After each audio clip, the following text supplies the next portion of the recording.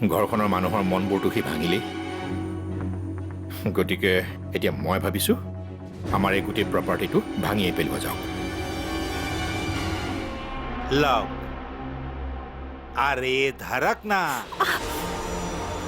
মুকেশ, মিচিমিৰ দৰে ছোৱালীয়ে গোলাপ ফুলৰ গোন্ধ পোৱাটো ভাগ্যৰ কথা। দুই এডাল কাঁইতে পিন্ধিবই দিয়কচোন। আজিৰ পৰা যদি তুমি ইয়াৰ দৰে মানুহক মোৰ ঘৰলৈ প্ৰৱেশ কৰিবলৈ ৰঙা দলিচা পাৰি দিয়া, আহিব নিজৰ ভৰিৰে, কিন্তু উভতি যাওঁতে 4জন মানুহৰ কান্ধত যাব লাগিব।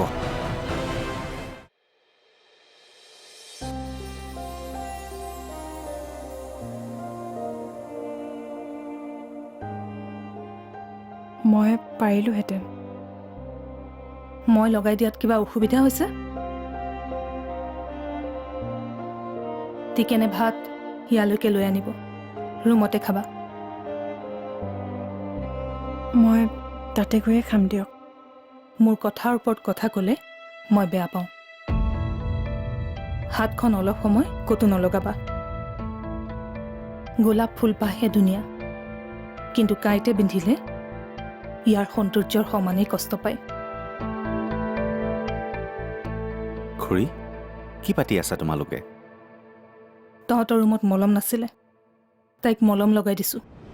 মলম? কিয়?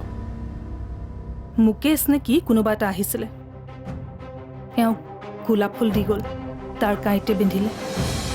কি? মলম লগাই দিছোঁ, ভাল পাব।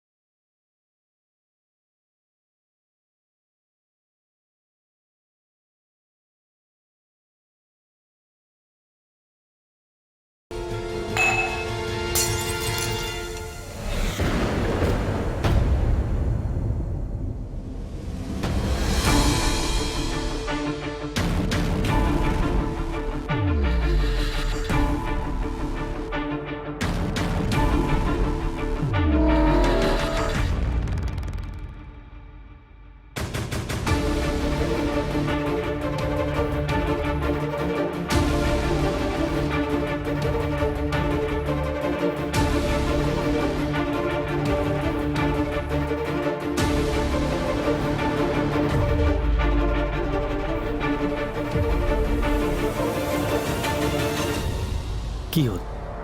পানী পিয়া লাগিছে? তুমি পানী খাবা?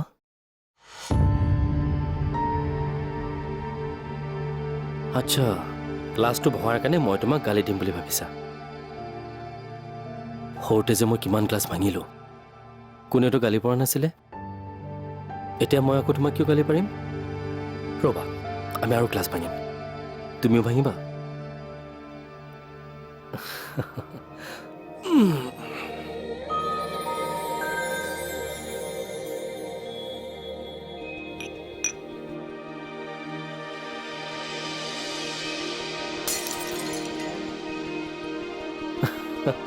দেখিলা, এইটো মোৰ হাতৰ পৰা পৰি গ'ল।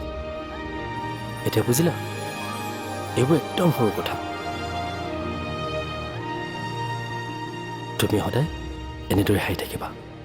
সৰুতে যেতিয়া অনিয়ে মালৈ মনত পেলাই মন মাৰি বহি আছিল, তাকো মই এনেদৰে হহুৱাইছিলোঁ।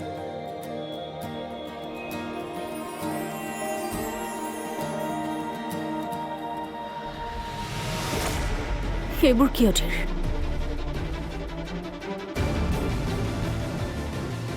মই ভাঙিছোঁ। মামুন আৰু মই খেলি আছিলোঁ, হয়নে মামুন? অধীৰ তুমি বলিয়া হৈছা নেকি গ্লাছ ভাগি এইবোৰ কি খেলা কৰিছা তোমাৰ বেলেগ কাম নাই আৰু মোৰ বেলেগ কাম আছেনে নাই সেইটো তুমি মোক শিকাব নালাগে কেতিয়াবা সৰু সৰু বাচ্চাৰ লগত হাঁহি ধেমালি কৰি চাবাচোন মনটোত কিবা এটা ভাল লাগি যায় সৰুকালৰ সেই দিনবোৰ মনত পৰি যায় সৰুকালৰ সেই দিনবোৰ ৰোমন্থন কৰিবলৈ আৰু মানুহ বিচাৰি নাপালা হা মুখেৰে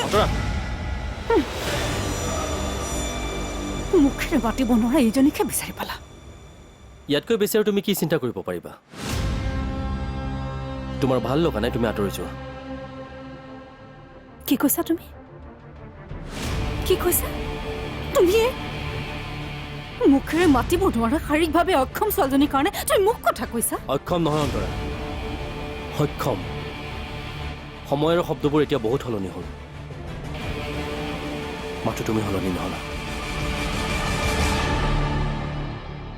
মামুন তুমি পানী খাবা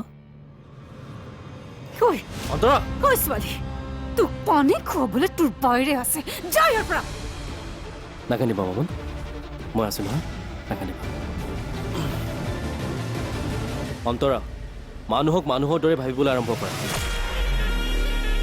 এই ছোৱালীজনীৰ সন্মুখত যা তা কথা নকবা আৰু নিজৰ সন্মান নিজে নেহেৰুৱাবা তাই ক'ব নোৱাৰে কিন্তু কাণেৰে শুনিব পাৰে আৰু তোমাৰ কথা শুনি চাগে তাই ভাবিছে এইগৰাকী আচলতে কেনেকুৱা মানুহ অধীৰ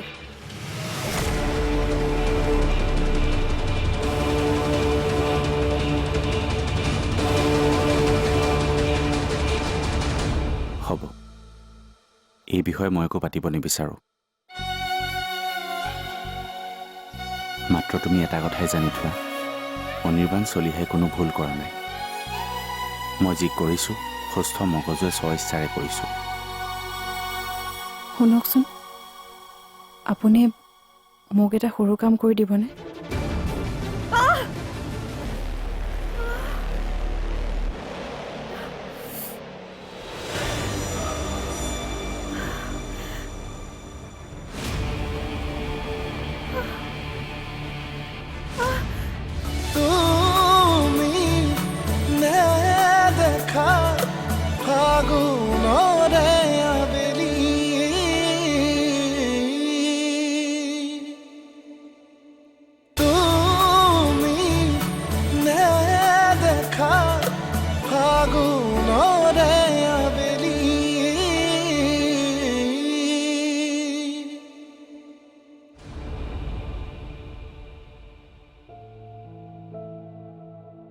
আপুনি মোক কিবা এটা ক'ম বুলি কৈছিলে নহয় কওকচোন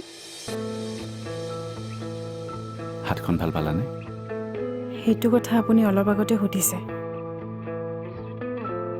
সুধিলোঁ নেকি উঠনি অহা মানুহজনে কিবা কৈছিলে নেকি মানে কিবা প্ৰশ্ন কৰিছিলে নেকি নাই একো কোৱা নাই আৰু বৌয়ে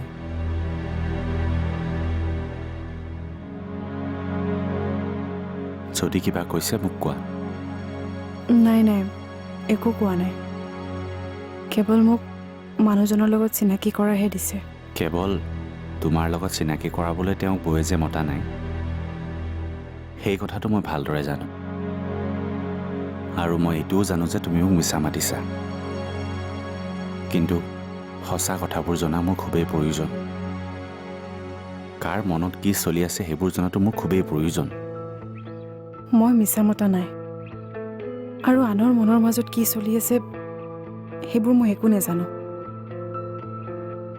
মই মাত্ৰ এটা কথাই জানো আপুনি এটা ডাঙৰ ভুল কাম কৰিছে এতিয়াও সময় আছে হ'ব এই বিষয়ে মই একো পাতিব নিবিচাৰোঁ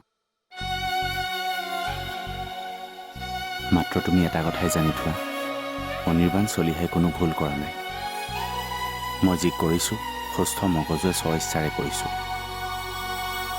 শুনকচোন আপুনি মোক এটা সৰু কাম কৰি দিবনে প্ৰথমবাৰৰ বাবে তুমি কিবা এটা কৈছা নকৰাৰ প্ৰশ্নই নাহে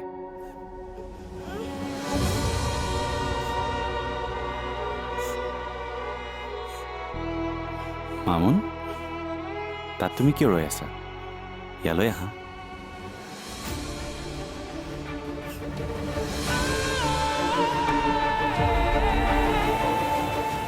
আই এম শ্যোৰ তোমাৰ এই মহানুভৱতে তোমাক এদিন ডুবাই মাৰিব।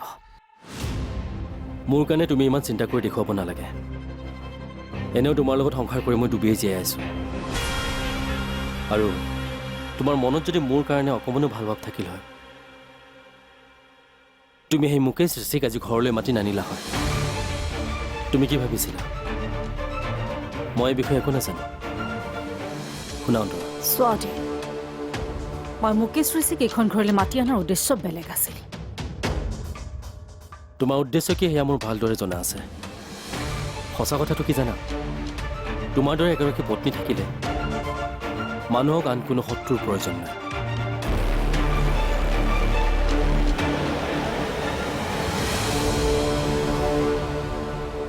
আচ্ছা, তুমি মোক কি সুধিছিলা? মই অন্যায় কৰা ভুলৰ কাৰণে মই তাক ক্ষমা কৰি দিম নে নিদিম? তোমাৰ ভুলৰ সন্মুখত অন্যায় কৰা ভুলটো একেবাৰে নগণ্য। তথাপিতো প্ৰতিবাৰে মই তোমাক ক্ষমা কৰি আহিছোঁ, কাৰণ সি মোৰ নিজৰ ভাইটি। এনেও তোমাৰ দৰে পত্নীতকৈ মোৰ নিজৰ ভাইটো তোমাতকৈ বহুত বেছি ইম্পৰ্টেণ্ট। গতিকে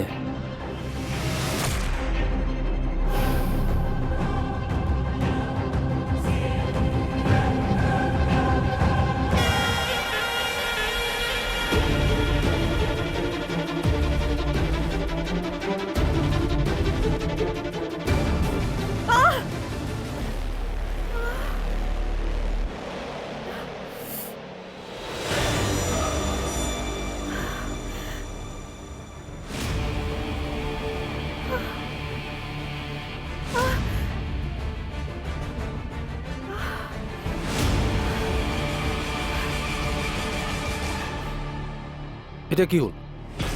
আকৌ কি কাম ওলাল আপোনাৰ? চাওক, আপুনি মোক দলত ৰাখে নাৰাখে সেইবোৰ মই নাজানো, কিন্তু মোৰ প্ৰধান শত্ৰু অনিৰ্বাণক মই মোৰ দলত যোগদান কৰাব নোৱাৰোঁ। আৰু সি থাকিলে মই নাথাকোঁ। মোৰ চিধা কথা।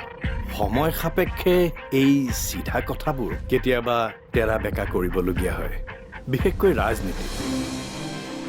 চোৱা, তোমাৰ মোৰ ওপৰত খং উঠিছে জানো, কিন্তু সেই সময়ত অনিৰ্বাণৰ সন্মুখত তোমাক বেয়া ব্যৱহাৰ কৰাটো নিতান্তই জৰুৰী আছিলে। আপোনাৰ যি ইচ্ছা কৰি থাকক, মই মুঠতে আৰু আপোনাৰ লগত নাই। তেন্তে কাৰ লগত আছা? চোৱা বিক্ৰম, মোক এভইড কৰি এতিয়া তুমি একো কৰিব নোৱাৰা। বেটাৰ মই কোৱা মতে তুমি কাম কৰি যোৱা। মই মন্ত্ৰী হ'বলৈ হ'লে অনিৰ্বাণক দললৈ আনিব লাগিব, এয়া ওপৰৱালাৰ নিৰ্দেশ। অনিৰ্বাণক ময়ো ভাল নাপাওঁ, কিন্তু মোৰ টাৰ্গেট পূৰাবলৈ হ'লে তুমি এই কাম কৰিব লাগিব। ইয়াত মোৰ কি লাভ হ'ব? অনিৰ্বাণক দললৈ আনিলে মন্ত্ৰী হ'ব আপুনি, কিন্তু মই কি হ'ম? তাতকৈ শুনক, মোৰ ওচৰত এটা প্লেন আছে। কি প্লেন? মন্ত্ৰী আপুনিতো আপোনাৰ দক্ষতাৰ বলতো হ'ব পাৰিব, কিন্তু আপুনি বেয়া পোৱা মানুহজন, মানে অনিৰ্বাণক যদি দললৈ আনে আপুনি মন্ত্ৰী হোৱাটো দূৰৰে কথা, MLA হৈ নাথাকিব। কাৰণ অনিৰ্বাণে একো নাজানিলেও লোকৰ পাট্টা কাটিব সি ভালকৈ জানে। তাতকৈ আমি যদি তাৰ পাখি কাটি দিওঁ, তাক বদনাম কৰি যদি আমি তাৰ পাব্লিক ইমেজটো বেয়া কৰি দিওঁ, তেতিয়া জানো আপোনাৰ দলত তাক প্ৰয়োজন হ'ব? মানে অনিৰ্বাণ চলিহা।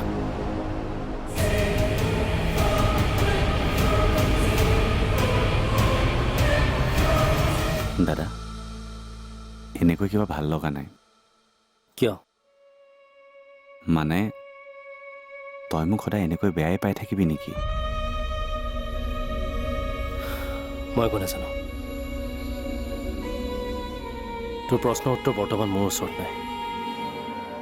চাপ লাবিতা, সময়ৰ লগত সকলো বস্তুৱে সলনি হয়। চাগে মোকো সময় সলনি কৰিছে। তাত তোৰ কিবা আপত্তি আছে? মোৰ কোনো আপত্তি নাই। মোৰ মাথো ভয় এটাই, তই যাতে নিজকে হেৰাই নেপেলাও, তাকো এটা ল'ৰাৰ কাৰণে। তুমি নেদেখা ফাগুনৰে আবেলি,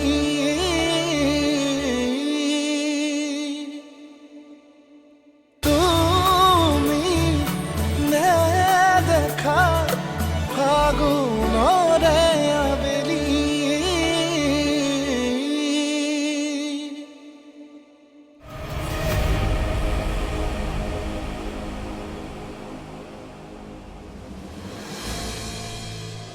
তই এইটো ৰুমত কি কৰিছিলি? তই ৰাতি ইয়াতে শুলি নেকি? নহয় মানে ৰাতি বহুত গৰম, তাতে আমি তিনিওজন মানুহ একেখন বিচনাতে, সেইবাবে মাজৰাতি উঠি আহি ইয়াত শুলোহি। দাদা, এনেকৈ কিবা ভাল লগা নাই। কিয়? মানে তই মোক সদায় এনেকৈ বেয়াই পাই থাকিবি নেকি? মই একো নাজানো। তোৰ প্ৰশ্নৰ উত্তৰ বৰ্তমান মোৰ ওচৰত নাই। আচলতে তোৰ মোৰ মাজত কেতিয়াবা এনেকুৱা সময় আহিব বুলি মই ভবাই নাছিলোঁ। কিন্তু তই মই নভবা সেইটোকে কৰিলে। জান, সৰুতে তই ঘৰৰ পৰা এখোজ বাহিৰলৈ গ'লেও আনক কওঁ নাজানো, কিন্তু তই মোক সদায় এটা কথা সুধিছিলে, দাদা অলপ খেলিবলৈ যাওঁ, যাব পাৰনে? তই এতিয়াও জানিছিলি যে মইতো কেতিয়াও নাযাবি বুলি নকওঁ, তথাপিতো কিন্তু তই মোক সুধিছিলি। কিন্তু এতিয়া আচলতে তই এতিয়া বহুত ডাঙৰ হ'লি, মেচিউৰ্ড হ'লি, নিজৰ সিদ্ধান্তবোৰ নিজে ল'ব পৰা হ'লি। কিন্তু মোৰ কাৰণে তই এতিয়াও সেই কণমানি অনিটোৱে হৈ থাকিলে, যাৰ প্ৰতিটো খোজ প্ৰতিটো কথাত মই আছিলোঁ। কিন্তু এতিয়াতো মই তোৰ জীৱনত ক'তোৱেই নাই।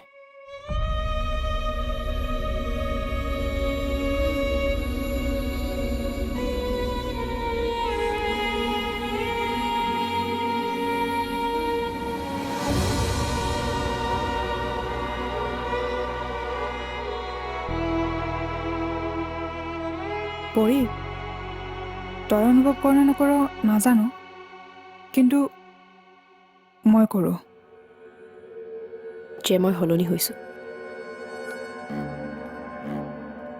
চাপ লাবিতা, সময়ৰ লগত সকলো বস্তুৱে সলনি হয়। চাগে মোকো সময় সলনি কৰিছে। তাত তোৰ কিবা আপত্তি আছে? মোৰ কোনো আপত্তি নাই। মোৰ মাথো ভয় এটাই, তই যাতে নিজকে হেৰাই নেপেলাও, তাকো এটা ল'ৰাৰ কাৰণে। মনত আছেনে, এই ল'ৰাটোৰ কাৰণেই এসময়ত তই মোক হাজাৰটা প্ৰশ্ন কৰিছিলি। তয়ো বিচাৰিছিলি যে মই তাৰ প্ৰেমত পৰোঁ। মোৰতো সন্দেহেই হয়। কি সন্দেহ হয়? বাদ দে এইবিলাক কথা। চা, মই জানো তই মোক লৈ বহুত চিন্তা কৰ, and thank you very much for date. কিন্তু এতিয়া মই কি কৰিম, মোৰ লক্ষ্য কি, সেইটো ভবাতকৈ তই ভৱিষ্যতে কি কৰিবি, তোৰ লক্ষ্য কি, সেইটো ভাবিলে তোৰ বেছি ভাল হ'ব, লগতে মোৰো।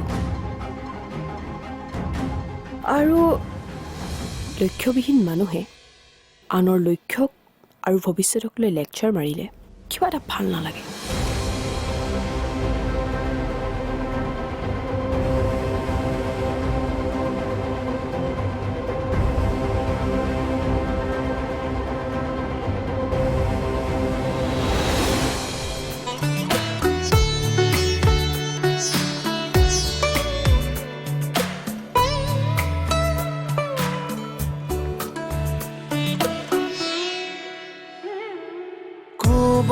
লগা আছে মোৰে কওঁ কেনেকৈ মই দিব লগা আছে মোৰে যাচো কেনেকৈ মই জীয়া জীয়া সপোনৰে আধাকে